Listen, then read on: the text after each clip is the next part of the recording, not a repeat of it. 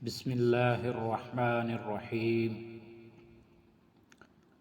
حضرت عمر فاروق رضی اللہ تعالی عنہ کا ایک شرابی کے نام خط۔ ابن کثیر نے ابی حاتم کی سند سے نقل کیا ہے کہ اہل شام سے ایک بڑا باعقوب قوی آدمی تھا اور فاروق اعظم رضی اللہ تعالی عنہ کے پاس آیا کرتا تھا۔ کچھ عرصہ تک وہ نہ آیا تو فاروق اعظم رضی اللہ تعالی عنہ نے لوگوں سے اس کا حال پوچھا۔ لوگوں نے کہا کہ اے امیر المومنین، اس کا حال نہ پوچھئے، وہ تو شراب میں مست رہنے لگا ہے۔ فاروق اعظم رضی اللہ تعالی عنہ نے اپنے منشی کو بلایا اور کہا، یہ خط لکھو، جس کا ترجمہ یہ ہے: من جانب عمر بن خطاب بنام فلاں بن فلاں، سلام علیک۔ اس کے بعد میں تمہارے لیے اس اللہ کی حمد و ثنا کرتا ہوں جس کے سوا کوئی معبود نہیں، گناہوں کو معاف کرنے والا، توبہ قبول کرنے والا، سخت عذاب والا، بڑی قدرت والا، اس کے سوا کوئی معبود نہیں۔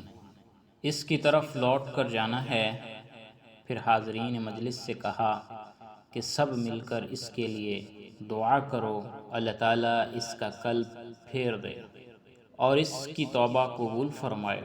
فاروق اعظم رضی اللہ تعالی عنہ نے جس قاصد کے ہاتھ یہ خط بھیجا تھا اس کو ہدایت کر دی تھی کہ یہ خط اس کو اس وقت تک نہ دینا جب تک وہ نشہ سے ہوش میں نہ آئے، اور کسی دوسرے کے حوالے نہ کرنا۔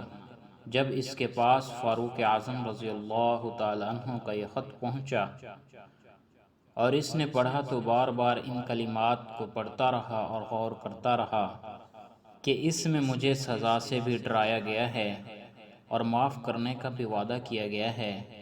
پھر رونے لگا اور شراب نوشی سے باز آ گیا اور ایسی توبہ کی، پھر اس کے پاس نہ گیا۔